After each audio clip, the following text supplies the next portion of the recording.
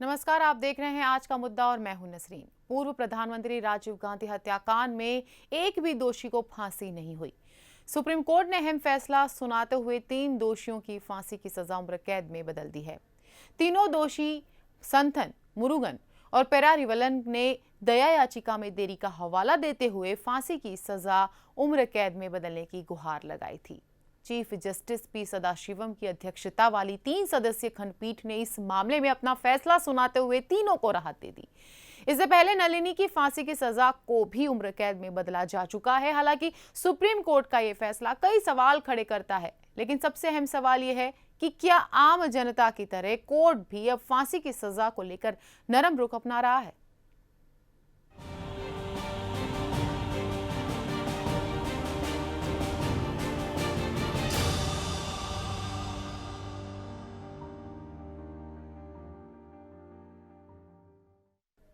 तो फांसी माफ पर चर्चा करने के लिए हमारे साथ मौजूद हैं वरिष्ठ पत्रकार भूपत पारेख और अधिवक्ता मानव व्यास। आप दोनों का स्वागत है हमारे स्टूडियो में। पूर्व प्रधानमंत्री राजीव गांधी हत्याकांड में एक भी दोषी को फांसी नहीं हुई। सुप्रीम कोर्ट ने अहम फैसला सुनाते हुए 3 दोषियों की फांसी की सजा उम्र कैद में बदल दी है। तीनों दोषी संथन, मुरुगन और पेरारिवलन ने दया याचिका में देरी का हवाला देते हुए फांसी की सजा उम्र कैद में बदलने की गुहार लगाई थी। चीफ जस्टिस पी सदाशिवम की अध्यक्षता वाली 3 सदस्यीय खंडपीठ ने इस मामले में अपना फैसला सुनाते हुए तीनों को राहत दे दी है। इससे पहले नलिनी की फांसी की भी सजा को उम्र कैद में बदला जा चुका है। सुप्रीम कोर्ट ने देश के पूर्व प्रधानमंत्री राजीव गांधी के 3 हत्यारों को बड़ी राहत देते हुए उनकी फांसी की सजा को उम्र कैद में तब्दील कर दिया है। मुख्य न्यायाधीश पी सदाशिवम, न्यायमूर्ति रंजन गोगोई और न्यायमूर्ति एन.वी. रमन की बेंच ने हत्या के तीनों दोषियों संतन, मुरुगन और पेरारिवलन की याचिकाएं स्वीकार करते हुए उनकी फांसी को उम्र कैद में बदल दिया। फैसले के दौरान न्यायाधीशों की विशेष बेंच ने दया याचिकाओं में हुई गैर जरूरी देरी को अपने फैसले को आधार बनाया। न्यायमूर्ति सदाशिवम ने फैसला सुनाते हुए कहा कि कार्यपालिका ये कर्तव्य है कि वह निश्चित समय सीमा के भीतर अपने अधिकारों का इस्तेमाल करे। न्यायमूर्ति सदाशिवम ने फैसला सुनाते हुए कहा कि कार्यपालिका का ये कर्तव्य है कि वह निश्चित समय सीमा के भीतर अपने अधिकारों का इस्तेमाल करे। इतना ही नहीं, फैसले के दौरान न्यायालय ने सरकार से अपील भी की कि वह भविष्य में दया याचिकाओं के जल्द से जल्द निपटारे के लिए राष्ट्रपति को उचित सलाह भी दे। इन सब के इतर न्यायालय ने अटॉर्नी जनरल गुलाम ई वाहनवती की उन दलीलों को भी सिरे से खारिज कर दिया जिसमें उन्होंने कहा था कि जेल में रहते हुए मुजरिमों को किसी तरह की कोई दिक्कत का सामना नहीं करना पड़ा। ये फैसला अपराधियों की ओर से दायर उस अपील को ध्यान में रखते हुए दिया गया जिसमें उन्होंने सुप्रीम कोर्ट से ये जानकारी मांगी थी कि क्यों उनकी दया याचिकाओं के निपटारे में 11 साल का लंबा वक्त लग गया। इस देरी की वजह से उन्हें मानसिक और शारीरिक वेदना झेलनी पड़ी। पूर्व प्रधानमंत्री राजीव गांधी की हत्या तमिलनाडु के श्रीपेरम्बदूर में 21 मई 1991 को महिला मानव बम से की गई थी। निचली अदालत ने 1998 में इस मामले में 26 आरोपियों को मौत की सजा सुनाई थी। बाद में 2000 में सुप्रीम कोर्ट ने 4 की फांसी की सजा की पुष्टि की थी, जिनमें इन 3 हत्यारों के अलावा नलिनी भी शामिल थी। लेकिन कांग्रेस अध्यक्ष सोनिया गांधी की अपील और तमिलनाडु सरकार की सिफारिश पर 2000 में राज्यपाल ने नलिनी की फांसी की सजा को आजीवन कारावास में बदल दिया था। मुरुगन, संतन और पेराविलन ने सुप्रीम कोर्ट से फांसी की सजा बरकरार रखे जाने के बाद राष्ट्रपति के समक्ष दया याचिकाएं दायर की थी, लेकिन 11 साल तक इस पर कोई फैसला नहीं लिया जा सका। आखिरकार 2011 में उस समय की तत्कालीन राष्ट्रपति प्रतिभा पाटिल ने इनकी दया याचिकाएं निरस्त कर दी।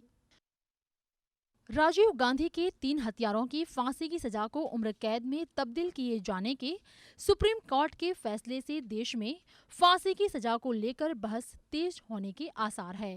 3 महीने पहले भी सुप्रीम कोर्ट ने एक मामले में हत्या के 15 अपराधियों की मौत की सजा देने में देर होने को वजह मानते हुए उनकी सजा उम्र कैद में तब्दील कर दी थी। लेकिन कोर्ट को एक और फैसला करना है और वो है रायसीना ब्लास्ट केस के दोषी भुल्लर की पत्नी की याचिका पर। जिस पर कोर्ट ने अभी भुल्लर की मानसिक स्थिति का पता लगाने का आदेश दिया है। ब्यूरो रिपोर्ट, जानो दुनिया। तो शुरू करते हैं चर्चा। सबसे पहले मैं सवाल पूछना चाहूंगी भूपत जी से। भूपत जी बताइए, आप इस पूरी चीज को, पूरे मामले को कैसे देखते हैं? अब देखिए कि पूर्व प्रधानमंत्री राजीव गांधी जैसे व्यक्ति को हत्या की गई जी। 1991 में ये हत्या की गई। 1998 में 1998 में ये फैसला आया, फांसी का फैसला आया। फिर 2000 के साल में, 2001 के साल में दया की अर्जी की गई और 11 साल तक दया की अर्जी का कोई फैसला नहीं हुआ था। उसके बाद 2011 में जब राष्ट्रपति ने उसकी दया की अर्जी खारिज कर दी थी, तो 11 के बाद आज हम 2014 की साल में बैठे हैं, तो करीब करीब 3 साल तक उनको फांसी नहीं दी गई। इसके पीछे मुझे ये लगता है कि कुछ राजनीतिक कारण होगा, क्योंकि तमिलनाडु सरकार ने भी ये कहा था कि उनको फांसी नहीं देनी चाहिए, और दूसरी ओर सोनिया गांधी जी और राहुल गांधी ने पण यही कहा था कि उनको फांसी नहीं देनी चाहिए। अगर फांसी देनी थी तो 2011 के बाद जब राष्ट्रपति ने उनकी दया की अर्जी खारिज कर दी तो उसको फांसी दी जा सकती थी। अब मैं दूसरी एक घटना की ओर आपका ध्यान आकृष्ट करता हूं कि अफजल गुरु और कसाब, उनको जब फांसी की सजा सुनाई गई थी, उसके बाद भी उन्होंने जो दया की अर्जी की थी, वो दया की अर्जी खारिज करने के बाद तुरंत उसको फांसी दी गई थी। तो जब राष्ट्रपति ने 2011 में दया की अर्जी खारिज कर दी, तो अगर फांसी देनी थी तो उस समय दे सकते थे। परंतु मुझे ऐसा लगता है कि इसके पीछे राजनीतिक कारण तो होना ही चाहिए, इसलिए ये फांसी नहीं दी गई। और आज सुप्रीम कोर्ट की 3 जस्टिस की बेंच ने जो फैसला दिया है वो सही है। उन्होंने कहा है कि 2011 के बाद 3 साल तक जब उनको फांसी नहीं दी गई है, तो अब ऐसा लगता है कि अब फांसी देने की कोई ज़रूरत नहीं है। तो सुप्रीम कोर्ट का ये फैसला तो बहुत सही है ही जी, क्योंकि इतने सारे साल गुजर गए और अब तक वो जेल में ही अपने दिन बिता रहे हैं। बहुत दिलचस्प बात की आपने। मानव जी, आप क्या कहेंगे? क्योंकि आप अधिवक्ता भी हैं, आप राजनीति से भी कहीं ना कहीं जुड़े हैं, तो आप इस पूरे मामले को कैसे देखते हैं? इस मामले में मेरा ये कहना है कि 2011 के अंदर राष्ट्रपति जी ने इनकी दया याचिका खारिज की थी। उसके बाद 2014 तक, ये जो बीच का अंतर है 2011 से लेके 2014 तक, 3 साल का, ये 3 साल के जो समय है, इस समय के अंदर किसी भी आदमी को मौत की सज़ा सुनाई दी जाती है और 3 साल तक वो आदमी मौत का इंतज़ार करता है। पल पल वो तिल तिल 3 साल तक वो इंतज़ार करता है मौत का। तो ये सुप्रीम कोर्ट ने इसमें ये निर्णय लिया है कि it is equal to death. 3 साल तक आदमी जो तिल तिल मरता है और वो मौत का इंतज़ार करता है, तो वो एक मौत के समान ही सज़ा है। इसकी वजह से उनकी जो पिटीशन है, रिव्यू एप्लीकेशन जो उन्होंने पिटीशन फाइल की थी सुप्रीम कोर्ट के अंदर, उसके अंदर सुप्रीम कोर्ट ने, फुल बेंच ने काफ़ी योग्य और निर्णायक डिसीजन दिया है। इससे कांग्रेस सरकार को और हाल जो अभी जो सरकार है उसको पुनः विचार करना पड़ेगा कि इस प्रकार का डिले जो मौत की सज़ा में किया जाएगा, तो इसी प्रकार जो कायदा की लूप होल्स है उनके फायदे लोग लेते रहेंगे और कायदा की व्यवस्था जो है वो पूरी डिमोलाइज हो जाएगी। लेकिन आपको नहीं लगता आतंकवादी तो सभी थे? अगर कसाब को फांसी दी गई, अफजल गुरु को भी फांसी दी गई, और अभी जो थे वो भी एक महिला आतंकवादी के रूप में, महिला बॉम्ब के रूप में ही राजीव गांधी जी की भी हत्या कर दी गई थी। तो यहाँ पर बात हत्या की है और यहाँ पर एक देश के, भारत देश के प्रधानमंत्री की इस तरह से हत्या कर दी गई। एक और जहां पर फांसी फटाक से दे दी गई, यहां पर 2011 को फांसी देनी थी लेकिन 2014 तक उन्हें फांसी नहीं दी गई, जबकि 2014 में लोकसभा चुनाव भी आने हैं। तो ये कहीं ना कहीं नहीं लगता कि एक राजनीति तो है ही, साथ ही तमिलनाडु के लोगों को, तमिलनाडु सरकार को खुश करने की राजनीति? मैं आपसे यही कहना चाहता हूं कि कांग्रेस सरकार जो है वो फिलहाल में आ रहे लोकसभाई चुनाव के लिए पूरी तैयारी कर रही है। ये कहीं ना कहीं वोट बैंक बटोरने की राजनीति है, ये स्पष्ट होता है इस प्रकार के डिसीजन से।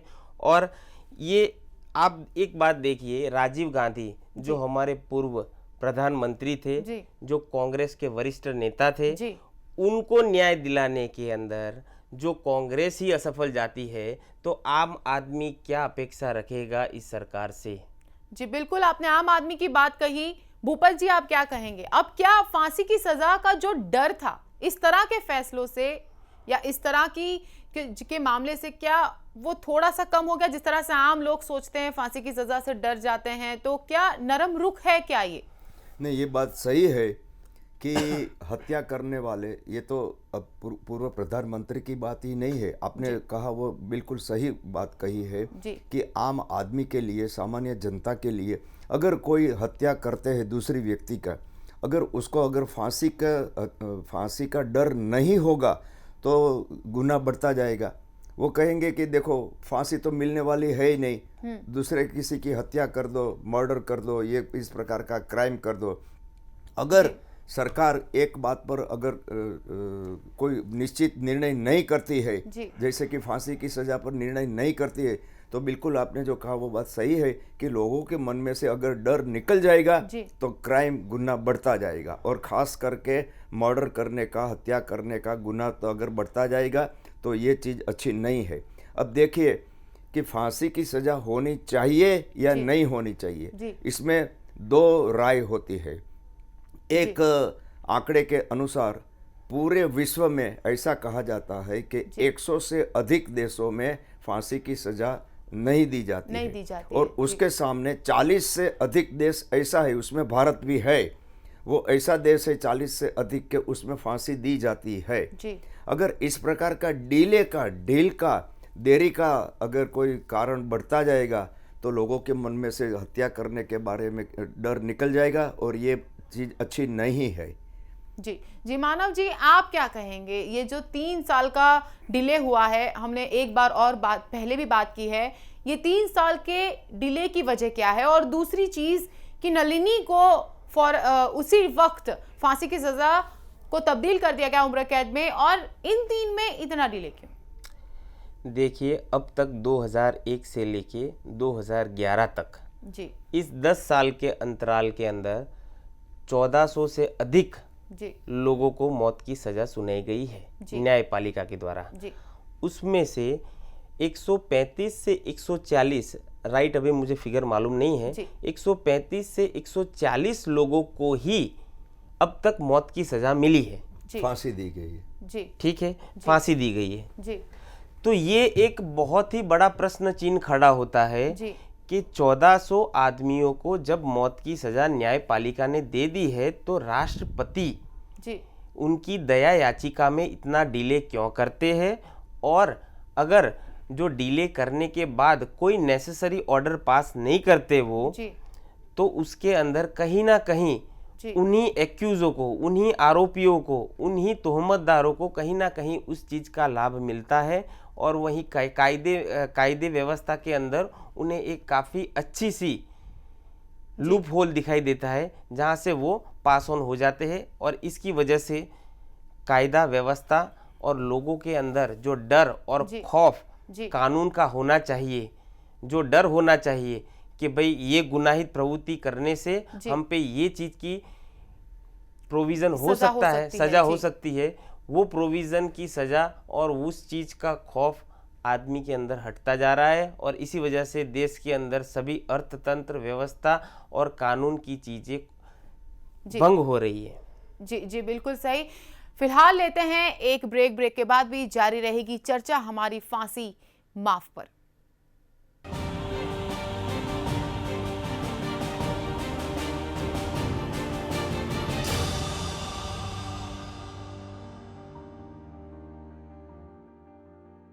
देश, दुनिया, खेल, व्यापार और मनोरंजन से जुड़ी पल पल की हर ताजा खबर अब है आपके साथ, जिसमें आप लाइव न्यूज भी देख सकते हैं।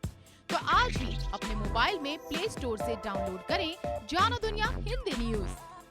आप SMS से भी ये ऐप पा सकते हैं। टाइप करें JD एप्स और भेज दीजिए 56767 पर। टीवी का मेलोड्रामा, सिल्वर स्क्रीन का हंगामा, एंटरटेनमेंट का कंप्लीट डोज, बॉलीवुड का फुल एक्शन हर रोज।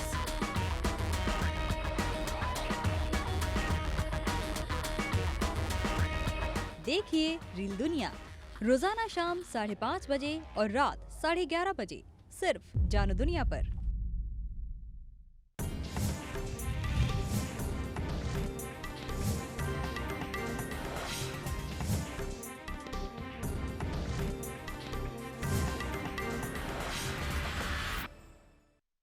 मैदान के अंदर का खेल हो या मैदान के बाहर का झमेला, जीत के बाद जश्न का दौर हो या हार के बाद का पोस्टमार्टम, लीजेंड खिलाड़ियों की बात हो या आज के हॉट फेवरेट किस्से,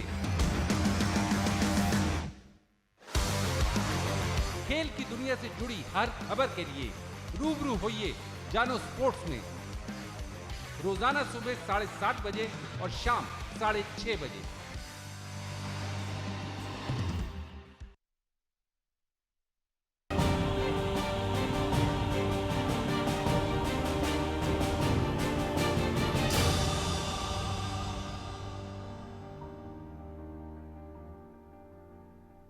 ब्रेक के बाद भी स्वागत है आपका फांसी माफ में। चर्चा को आगे बढ़ाते हैं और भूपत जी आपसे पूछना चाहूंगी, जो सवाल हमारा अधूरा रह गया था कि 3 साल में जो गैप रहा है उसको आप राजनीतिक तो है ही, क्योंकि लोकसभा चुनाव आने वाले हैं और उसी वक्त इस तरह की जो फरमान आते हैं सुप्रीम कोर्ट से, तो उसको अगर छोड़ दिया जाए तो और क्या वजह हो सकती है ये 3 साल के डिले की कि 2011 में फांसी कंफर्म हो जाने के बाद भी 2014 तक उस पर कोई डेवलपमेंट नहीं हुआ और अचानक अब उसकी जो सजा है फांसी की उसे तब्दील कर दिया गया।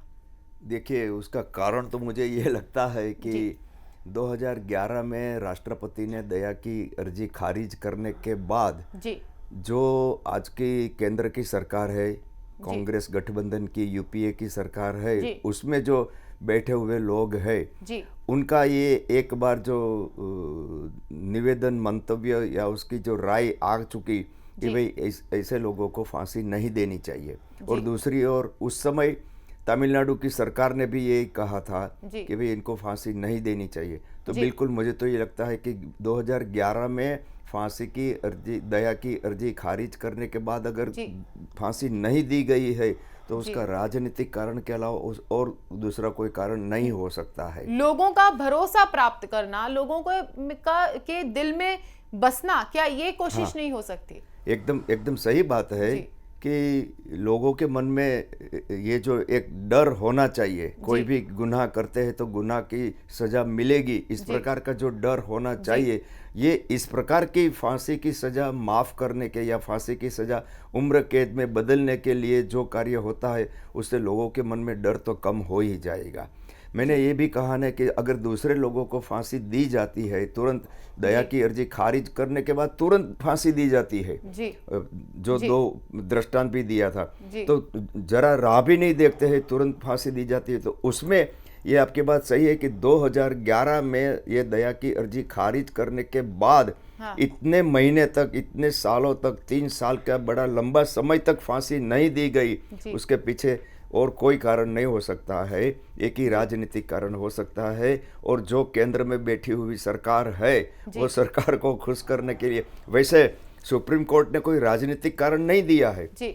सुप्रीम कोर्ट ने ये स्पष्ट कर दिया है कि एक बार दया की अर्जी खारिज करने के बाद फांसी देनी चाहिए, परंतु सरकार ने फांसी नहीं दी, इसलिए सुप्रीम कोर्ट ने यह कहा कि अब 3 साल का लंबा समय बीत गया है तो उसके बाद उसको फांसी देने की कोई जरूरत नहीं है। जी, सरकार ने फांसी 3 साल तक नहीं दी और इसीलिए अब ये सोचना पड़ रहा है और इसीलिए अभी ये बहस हो रही है कि 3 साल तक इंतजार करने के बाद 2014 में अचानक फांसी की सजा को तब्दील कर दिया जाता है उम्र कैद में। मानव जी, आप क्या कहेंगे, इस 3 साल में क्या ये राजनीति के साथ साथ लोगों के दिलों को जीतने की कोशिश है सरकार की? आपकी बात बिल्कुल सही है। मैं भूपत भाई के जो स्टेटमेंट है उनसे पूरी तरह सहमत हूँ। इस प्रकार के लोग जो इस प्रकार राजीव गांधी की मौत के पीछे जो भी कारण ये लोग रहे हैं, जिस प्रकार का इन लोग का रोल रहा है, ये लोग एक क्रिमिनल नेचर के आदमी हैं। इन्हें ये वारदात को अंजाम देते हुए स्पष्ट मालूम था कि कायदे के अंदर हमारे अंदर क्या प्रोविज़न दिया हुआ है और हमें कौन सी कॉन्सिक्वेंसेस को फेस करके आगे जाना है। ये सभी तरह से मानसिक रूप से तैयार होते हैं और इन्हें सब मालूम था कि हमें कौन सी कायदा की ये प्रोसीजर फॉलो करनी है और किस प्रकार से हमारे ऊपर जुल्म ढाए जाएंगे। तो भी ये लोग इस प्रकार के कृत्य करने के लिए मेंटली सेट होते हैं। ये लोग हैबिचुअल क्रिमिनल्स है, जो इन हैबिचुअल क्रिमिनल्स के साथ इस प्रकार की दया याचिका की जाती है और उसके बाद उस पे अमल 11 सालों के बाद खारिज करने के बाद भी 3 साल तक बड़े लंबे अंतर के बाद भी इन पे ऊपर कोई जात का एक्शन लिया नहीं जाता। ये कहीं ना कहीं कांग्रेस सरकार, गठबंधन वाली यूपीए सरकार पे एक बहुत बड़ा प्रश्न चिन्ह है और लोगों की लोकप्रियता और लोगों के मन में बैठने के लिए और उनकी वोट बैंक सिक्योर करने के लिए कहीं ना कहीं ये राजनीति साउथ से रिलेटेड है और यही साउथ की वोट बैंक सिक्योर करने के लिए कांग्रेस ने इस प्रकार की राजनीति अपनाई है। और मेरा तो मंतव्य पर्सनल ये है कि आदमी और वो भी ऐसा वरिष्ठ आदमी जो अपना प्रधानमंत्री रह चुका है, उनकी मौत पे इस प्रकार की राजनीति नहीं होनी चाहिए। बिल्कुल देखिए, एक उसमें एक बात मैं कहना चाहता हूँ कि एक बात अभी जो बातचीत चल रही थी उसमें छूट गई है।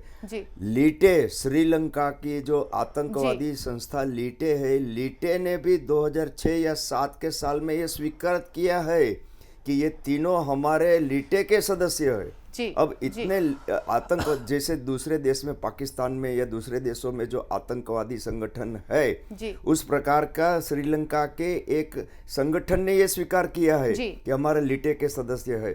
तब तो ये बहुत गंभीर मामला हो जाता है कि लीटे के सदस्यों ने जो इस प्रकार की हत्या की है, तो आतंकवादी संगठन के सदस्यों को तो फांसी देनी ही चाहिए। बिल्कुल। परंतु ये बात आपकी सही है, तमिलनाडु की जनता को खुश करने के लिए या तो तमिलनाडु सरकार ने जो माफ़ी की मांग की थी उसका बराबर चुनाव के समय, अब ये एक बात बहुत आश्चर्यजनक है कि बराबर सुप्रीम कोर्ट ने अभी ही क्यों जजमेंट दिया है, इतने साल बाद दिया है अभी 2014 में, जबकि लोकसभा चुनाव आने वाले हैं, तभी इस तरह के जजमेंट आ रहे हैं। जबकि एक बार करार भी हो गया है कि हाँ वो आतंकवादी ही थे। एक और जहां पर स्वीकार किया है लीटे वालों ने, श्रीलंका के लीटे संगठन ने 2006 या 2007 के साल में यह स्वीकृत किया था कि हमारे संगठन के सदस्य है।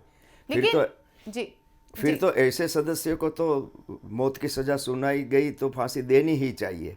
चलिए, अगर इनकी फांसी जो है वो तब्दील हो चुकी है अब उम्र कैद में, लेकिन अगर हम दोषियों की बात करें तो दोषियों के लिए अब तो उम्र कैद की सजा उनको मिल गई है, तो अब वो और कौन से रास्ते अपना सकते हैं कि वे उम्र कैद भी क्या माफ करवा सकते हैं, या फिर अब उनके लिए और कौन से रास्ते बच गए हैं? अब तो देखिए कि बाकी कौन बचे हैं। जैसा कि मानव जी ने बताया कि 1400 जैसे जितने लोगों को मौत की सजा दी गई, फांसी की सजा दी गई है, उसमें से करीब करीब 140 लोगों को ही फांसी दी गई। तो बाकी की अगर अर्जी, दया की अर्जी राष्ट्रपति के पास है, उसमें कौन लोग है उसको अगर देखते हुए ऐसे संगठन के लोगों को अगर फांसी नहीं दी जाती है तो ये गुनाह तो बढ़ता जाएगा, क्राइम बढ़ता जाएगा और लोगों के मन में से ये डर है वो दूर हो जाएगा कि अब हम लोग गुनाह करेंगे। और ज़्यादा से ज़्यादा जो इंडियन प्रोसीजर कोड की कलम जो 302 है, तो 302 के अंतर्गत जो फांसी, मौत की सज़ा दी जाती है, तो अगर 302 का कोई महत्व नहीं रहेगा, किसी को मौत की सज़ा ही नहीं मिले, अगर मौत की सज़ा मिलने के बाद वो निश्चिंत हो जाएंगे कि चलो भाई देरी हो जाएगी और देरी के बाद हम तो उम्र कैद में बदल जाएगी हमारी सजा। जी मानव जी, आप इसे कैसे देखते हैं? जो सवाल मैंने भूपत जी से किया, वही सवाल अगर मैं आपसे कहूं तो उसमें संविधान को कुछ बदलाव की जरूरत है। संविधान में बदलाव की जरूरत, देखिए मेरा तो यही मानना है, ये अपना जो लॉ है जी, वो ब्रिटिश लॉ एडॉप्टेड लॉ है जी, ठीक है।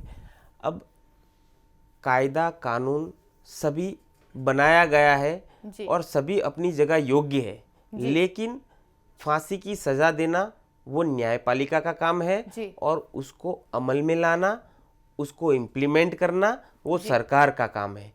जी और सरकार के लिए ये बहुत बड़ी चुनौती हो गई है जी। कि इस प्रकार के इम्प्लीमेंटेशन के अंदर जो डिले होगा जी तो इस डिले को लोग ऐसा समझेंगे कि अपनी कायदा कानून व्यवस्था काफ़ी ढीली है और इसका फायदा लेके लोग इस प्रकार के गुनाहित अंजाम देते तो जाएंगे। मानव जी, उससे ये नहीं लगता कि उससे सरकार को ही नुकसान है? क्योंकि एक और जहां पर सरकार कसाब जैसे व्यक्ति को, कसाब जैसे टेररिस्ट को फांसी दे देती है, और दूसरी और जिसमें देश के प्रधानमंत्री की हत्या हुई हो और उनकी हत्या की गई हो, उन्हें इस तरह से बख्श दिया जाता है, चाहे ये भी कह सकते हैं। तो आपको नहीं लगता कि सरकार को ही नुकसान है इस पूरे मामले में? नहीं, इसमें सरकार को नुकसान इसलिए मैं नहीं मानता जी क्योंकि सरकार एक वोट बैंक की राजनीति कर रही है। कसाब को जब जी फांसी दी गई थी जी वो भी एक वोट बैंक की ही राजनीति जी थी। बिल्कुल जी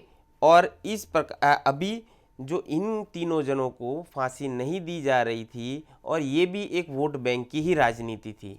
जी ये एलटीटी के लोग थे, they are well connected with south, और साउथ के वोट बैंक सिक्योर करने के लिए कांग्रेस ने ये राजनीति की है। और कसाब जो एक नागरिक था पाकिस्तान का, जी और पाकिस्तान में से सरकार को कोई वोट लेना नहीं है, इसकी वजह से उन्हें जल्दी फांसी दी गई थी। जी और इन लोगों को डिले इसलिए हो रहा था कि वो साउथ के रिलेटेड बंदे थे, और साउथ के रिलेटेड बंदे जो होते हैं वहाँ साउथ की वोट बैंक सिक्योर करनी है, और साउथ की वोट बैंक सिक्योर करने के लिए ये राजनीति कांग्रेस सरकार करती आई हुई पहले से। एक बात जो आपने उठाई वो महत्वपूर्ण बात थी, संविधान के संशोधन की। ये बात बहुत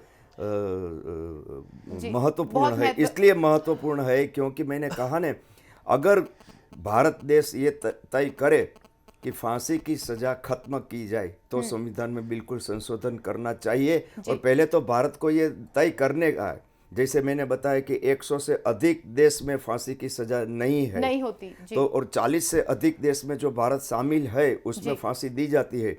तो ये आपकी बात सही है कि संविधान में संशोधन करो। अगर पहला भारत तय करे कि फांसी की सजा होनी चाहिए या नहीं होनी चाहिए, उसके बाद अगर भारत ये तय करता है कि फांसी की सजा नहीं देनी है, तो बिल्कुल संविधान में संशोधन करना पड़ेगा। जी बहुत बहुत शुक्रिया भूपत जी आपका हमारे साथ जुड़ने के लिए, यहाँ आने के लिए, और मानव जी आपका भी हमारे साथ इस पूरी बातचीत करने के लिए। तो आखिरकार सवाल यहाँ पर यही खड़ा होता है कि क्या सुप्रीम कोर्ट, क्या देश की सरकार अब इस तरह के भी फैसलों में, जहां पर किसी एक संवैधानिक पद पर बैठा हुआ इंसान, एक देश के प्रधानमंत्री की हत्या करने वालों को भी इस तरह से बख्श दिया जाता है, तो क्या वाकई में इस पर राजनीति हो रही है? और अगर राजनीति हो रही है तो इससे उस देश को, भारत देश को कितना फायदा हो सकता है? कई सारे सवाल खड़े हो चले हैं। फिलहाल आपका आज का मुद्दा में आज के लिए बस इतना ही। आप बने रहिए जाना दुनिया के साथ। नमस्कार।